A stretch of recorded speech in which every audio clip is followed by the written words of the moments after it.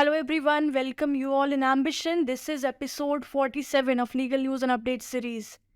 Recently, Supreme Court ने एक case के अंदर ये हेल्ड किया that accused can't claim a right of hearing before registration of the case. यानी कि आपकी FIR रजिस्टर नहीं हुई है और आप उससे पहले ही prior to that right to hear claim कर रहे हो that I should be heard before even the filing of an FIR or before even filing or registration of it or reporting of a criminal case. So court ने कहा that accused can't claim so. आप ये claim नहीं कर सकते हो. अगर आप ये बेस लेके आते हो कि principle of natural justice must prevail every time और every is fair, नहीं, दिस इज नॉट सो. जो नेचुरल जस्टिस के प्रिंसिपल है ये क्रिमिनल ऑफेंस के रिपोर्ट होने से पहले का जो स्टेज है वहाँ पे एप्लीकेबल नहीं होता है. The bench here comprised of Chief Justice of India, D.Y. Chandrachud, and Justice Hema Kohli.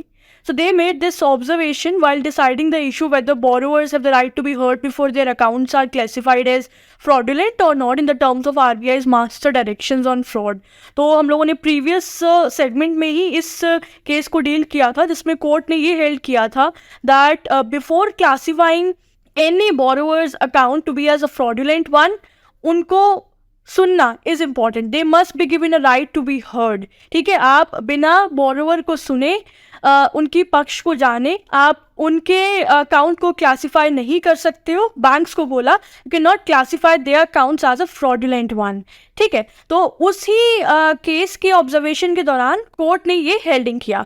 जो आर्ग्यूमेंट्स प्रेजेंट किए गए थे इन द कोर्ट वो ये थे कि कोई भी जो अकाउंट है उसे फ्रॉड डिक्लेयर किया जाएगा that will lead to a registration of FIR. अगर किसी का अकाउंट फ्रॉड क्लासीफाई हो जाता है तो FIR रजिस्टर कराई जाएगी, फिर क्रिमिनल कॉन्सिक्वेंसेज होंगे एंड हेंस बोरोवर्स को सुनना चाहना चाहिए. ठीक है, तो इसी आर्ग्यूमेंट के कॉन्टेक्स्ट में बेंच ने ऑब्जर्व किया that at the outset we clarify that ये जो नेचुरल जस्टिस के प्रिंसिपल्स है they are not applicable at the stage of reporting a criminal offence which is a consistent position of law adopted by this court.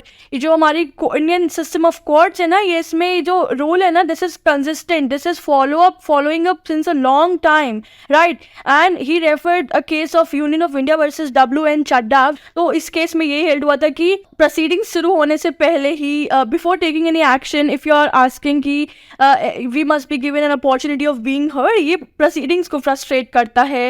You know it obstruct prompt action. You need a sudden action. तो उससे कहीं ना कहीं delivery of justice तो कहीं ना कहीं defeat हो रहा है ना. It is defeating the ends of justice. It is also hindering the provisions of investigation, making it absurd, making it lifeless, right?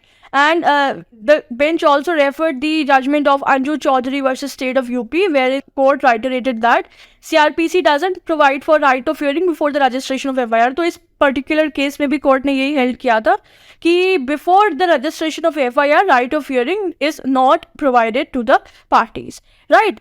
However bench ने इस केस में हेल्ड किया था that the borrowers have a right to be heard before their accounts are classified as fraud.